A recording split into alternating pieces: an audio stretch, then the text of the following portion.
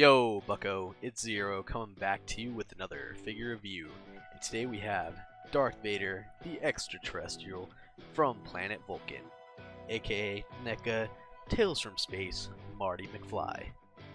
And this is from one of my favorite scenes in the movie where Marty takes his radiation suit, sneaks into George McFly's room while he's sleeping, blasts Van Halen to wake him up, and tells him he needs to date Lorraine or else it could destroy the future. Now there's an extended version of that scene which somehow, I think I've seen it before, but I didn't remember it until the day when I was doing research on the scene again. It's an extended scene, it's kind of cool. You understand more of why George overslept the next day. It makes a lot of sense. He also wears the radiation suit in the beginning of the movie, and he wears it a couple times in the movie. And at first I was confused at why they made a figure of this, because, I mean, let's be honest, he's only in like the couple scenes, but now that I think about it, he's in about the same screen time as the Back to the Future 2 Marty, so I feel like he doesn't wear that outfit that long either. So this actually does make a lot of sense because he travels back in time in this suit. And then he kind of like runs around in the suit for a little bit before he finally changes clothes. Personally, I think this figure is awesome, and the box is equally as awesome. So let's take a quick look at it. It's the Tales from Outer Space comic that the kid was reading. I think it was the Peabody house. Yeah, the kid was reading it, and he crashes into the barn. He's like, "Look, Dad," and he's like, it shows him. They put a sticker over this, which this is a sticker. It kind of does bother me that they put that there because that is the space zombies from Pluto. That's what it says underneath. I'll go ahead and throw a picture up on the screen, but it's a good place to put the sticker, but it annoys me they put it there at the same time. Like, you could have put it, I mean, there's not really anywhere else you could put it on the box, but you could have put it in the corner, or yeah, I guess it is the best place to put it, but I wish I would have been able to see it. So yeah, that's the front of the box. I try to get it as best on screen as I can, but there's the full box. Here's the side of the box. You got Back to the Future, Ultimate Marty McFly, Tales from Space. Then the back of the box says Back to the Future, Ultimate Marty McFly's Tales from Space. Marty McFly and Doc Brown experience the adventure of a lifetime in an unlikely time machine as they travel to the past, present, and future, setting off time-shattering chain reaction that disrupts the space-time continuum. And then it says what it includes, accessories, which actually that's kind of cool. Oh, he does have interchangeable hands. Well, does he have interchangeable? Hold on. Okay, it says he has interchangeable heads and hands, but I actually don't know if that's in there or not, so we're going to find out in a minute. Side of the box is literally the same thing as the other side. Top of the box is kind of the same thing as the side. Back to the Future, Ultimate Marty McFly, Tales from Space.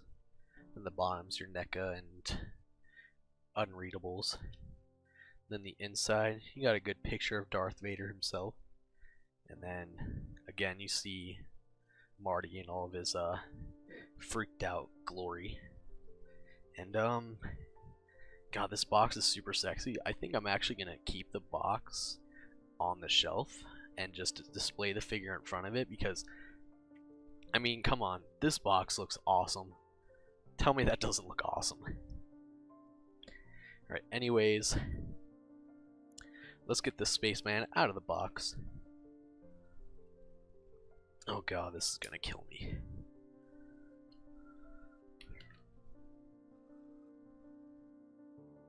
I don't see an extra hand in there, so we're gonna find out in a second.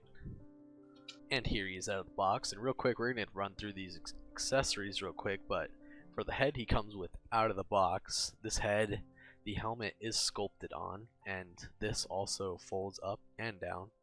And we'll get into this in a second, but he also has another head swap which basically these are almost the same exact expressions. It's just one has the helmet on, one doesn't. So let's go ahead and swap that out. I've never. Oop, there goes my light. There's his head. Honestly, he screams a lot. So when he's wearing this outfit, so it's kind of cool that he has it, and it's gonna be a good head swap. I'm not really familiar with the other figures yet because God forbid my pre-orders coming on time. I pre-ordered those, didn't pre-order this one, and which one do I end up with first? The one I find in the store. So, sorry about ranting, but yeah. So this is gonna definitely, we're gonna have to test this head out on a different figure when that happens, but going back to the other head. Alright, and there's also the back of these heads. Sorry, I don't know why I didn't just show it off on the figure. You'll see it more on the 360 view when I change out the accessories, but alright, going back to this head. Okay, I guess this comes off. That's interesting. It's also good to know. Then we're gonna flip this down and we're gonna put his hood accessory on. So he comes with quite a few hood accessories, but we're gonna figure out how this one works. So this goes on, and I'm pretty sure this piece goes on here as well. Hold on, I need to figure this out. Yeah, so that's exactly how that goes on. You slot it right into the mask here. There's a little input thing. Slot it right into there, and it fits perfectly. Then you got that down. Put the hood on top, and it's all gonna come apart on me. But yeah, this is how you do this. Right, and there he is, fully suited up. You can still see his face a little inside the mask, which is a little weird to me, but that's kind of cool actually. You can't really tell in the movie. I don't think his face is in there because it's dark in a lot of the scenes, but that's actually really cool. I like that a lot. And then gonna take this hood off again. Gonna take this piece off. Then we're gonna switch this hood out for this hood, which I'm gonna figure out how that works in a second. Does this? How does this work? Okay, so this piece is another. This piece is basically just this part. So this gonna go on here again, or something like that.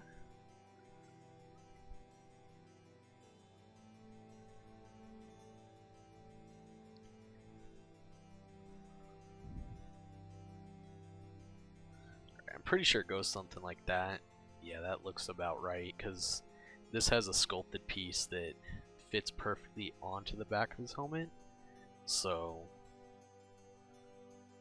yeah. Yeah, there you go. It's kind of like when he flips it up and keeps like, he's like trying to get everything out of the way because it keeps getting in front of his face. Which, speaking of which, when he just rips it off his helmet at some point, he also comes with this head, or it's not even a head, he just the hold, so there you go. So yeah, he holds it in the hand. That's actually really cool, so if you wanted to swap out the head and then hold that in the hand, yeah, I actually really like that. That's really well sculpted, just to get a better look at it. I really like that. Then in terms of other accessories, he comes with the hair dryer, which I didn't even realize he had a hair dryer. It's kind of just on his waist the whole time, and that's not really a bad thing, but he does use it in the extended scene. He points it, hold on, he kind of just points it at George, and George like goes to grab it and he smacks him with it. It's actually very well sculpted. And if you don't want to use it with him, it could go in your Royal Highness's match luggage. But the reason you don't see it is because it's on his belt, and now I'm like, okay, well, I thought this was sculpted in here. This is a little flexible now, so you can put this, I don't remember how exactly it goes in the movie, but it doesn't stretch too far, but it's just enough that if you wrestle it, hold on. yeah, if you really want to test your luck and bend this, it's a little bendy, but yeah, you could literally get this pretty much down into there. I wouldn't leave it like that, but that's always an option, just so you can have it in the scene. That's actually kind of cool. I don't know if that they meant to do that, but as cool as it does stretch, I wouldn't push the luck. Actually, this belt even looks like it could come off. Holy crap. Yeah, this belt, I'm not going to try to take it off, but it literally looks like it could come off right there. So does this count as another accessory? Maybe. It must come off at some point during the movie, and I didn't notice it. So I guess that's another accessory, but I'm not going to fight with it, because... And then his final accessory is his Walkman, which, again, it's a very cool accessory. He holds it in his hands, and it comes with the headphones, so you can either have those around his neck, which, get this off again. I believe he does start the movie off when he travels back in time. These are around his neck because he was like recording. But if not, you can still use these for your Van Halen needs.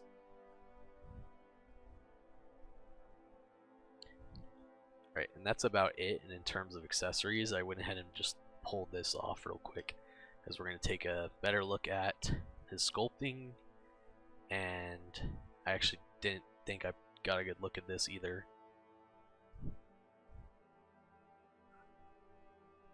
That's pretty cool. I actually like the sculpting on the vents. And getting a better look at the figure, he's really well sculpted all around. You can tell this is like a suit that's just like oversized radiation suit. You got the zipper here. This can come, if you move this down, there's a spot where you could tell it's for the belt, which that's really cool, because like if you took that off, you'd be like, oh, that's been pressing down on it for a while. So then he has his jacket that he wears underneath, which that's sculpted down in there, and it actually, you can actually move that a bit, so that's really nice. I actually wonder how far down that goes. Well, there's your answer. Not that far, because you can see his arm in there. He's got the radiation symbol on his gloves. That's another thing I forgot to mention he's missing. He's missing the Vulcan hand, which that kind of sucks, because it said it includes other swappable hands, but it must be one of those things where it's like they just reused the description for all the other figures, so that kind of makes sense to me. All the articulation is very well hidden, sculpt wise. But yeah, there's just a lot of yellow here and a lot of different yellows. Belt has a nice sculpting to it. Neca usually does a really nice work with their sculpts. It's one of those things that looks really good in the box, just to keep in the box.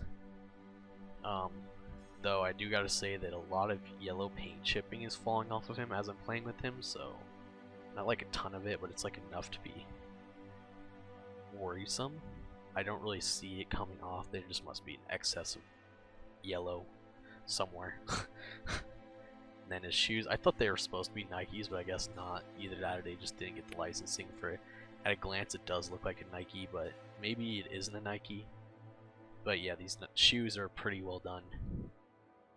I think they are supposed to be Nikes in the movie, but I don't know.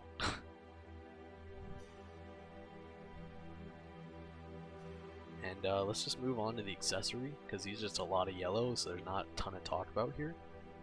So you got a, I think, double ball joint, because the neck is, I think the neck, no, the neck is pretty firm. Okay, never mind.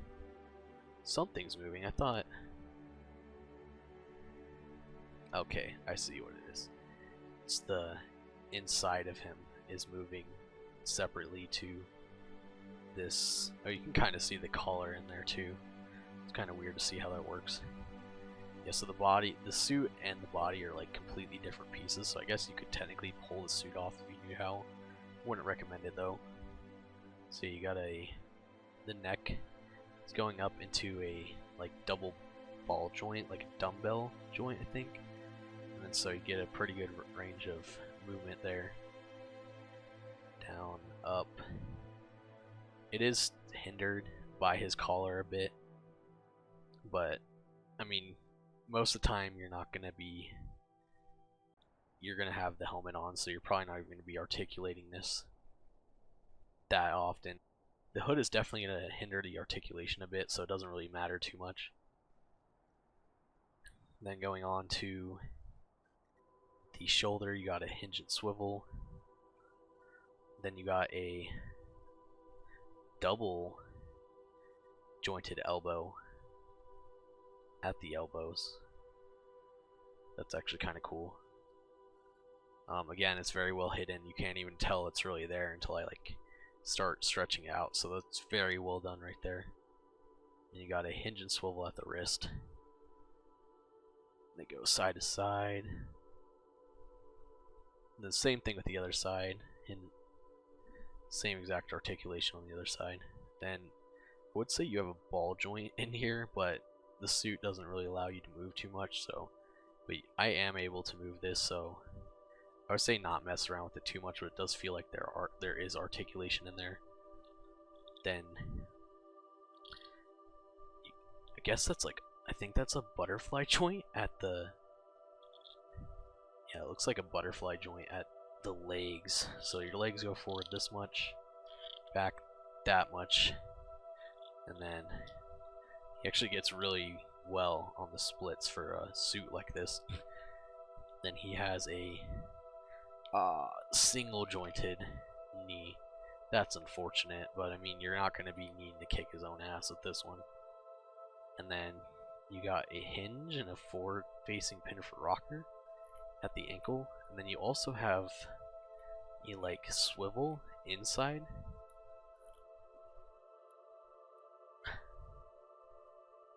I don't know, this articulation's strange to me, but you're not going to need to get him in a ton of different poses. He kind of just like, he's not doing too much in this suit, so we'll have to see if that changes with the other Martys.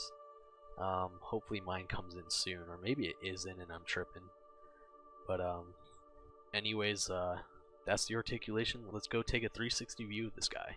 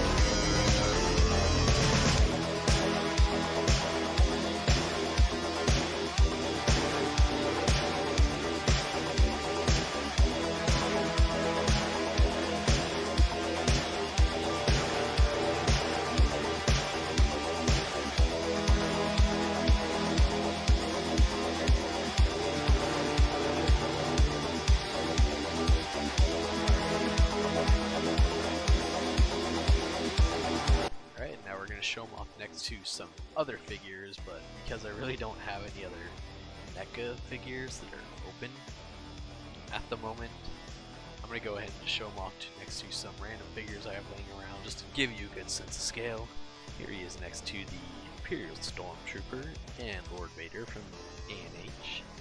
And it gives you a pretty good sense of scale here. Vader stands at about 7 inches tall, so yeah, the Neca figure is 7 inches. About. I need to get a tape measure. And here he is next to Luke Skywalker Squawker. And here he is next to Boba and the Mandalorian. And here he is next to Figma Diva. And here he is next to the Ranger Slayer and Mysterio. And this is a really awesome figure. I'm surprised by how many different positions you can have the mask in, and I'm pleasantly surprised that you can even store the accessories on the belt. That's pretty awesome. I was worried that they were just going to have to held in the hand. I'm also surprised by how detailed the accessories are. I forgot to show off, but like they both have their little plugs. That's awesome. I love that. So you could recreate most of the scenes that have this outfit in it. So if you want to recreate the scenes, this is definitely a figure to pick up. I was gonna skip out on it because I was like, maybe I should, because the other two Martys are coming out. But I'm glad I didn't, because this thing is awesome. He's gonna look really good on the shelf, especially when I get the other figures in. Hopefully they come in soon. I'm super glad that we're finally getting some decent figures after God knows how long. They're decently priced too. I think there are some other figures out there that are super expensive, but I'm glad we're getting some decent figures for the price point, and this blew my expectations away. He comes with a lot of good accessories. I love it. I'm glad the 35th anniversary of Back to the Future is bringing us some really good merchandise, so I'm excited. Went to go see Back to the Future in theaters recently, and oh, that was a treat. That was a treat. So honestly, go pick this figure up if you're a Back to the Future fan. If not, if you're just a minor fan, or you just kind of like the franchise, you don't really care about all the characters, probably skip out on this guy, but this is a really good treat for the biggest fans. I really like this thing. And as always, you can bring them in warm, or you can bring them in cold. Thanks for watching, and good hunting.